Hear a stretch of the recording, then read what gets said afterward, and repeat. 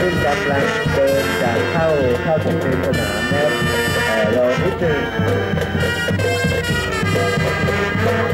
ให้คิดว่าตอนนี้ท่านผู้ชมทุกคนนะครับกำลังชมเราอยู่คำว่าเรานี่คือที่อาจจะเป็นตัวเองคนเดียวก็ได้นะครับ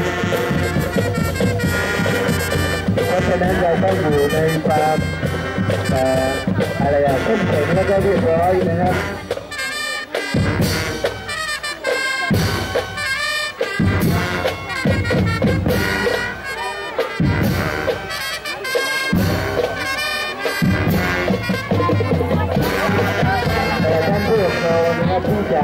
ที่จะบันทึกภาพของบุตรหลานเอาไว้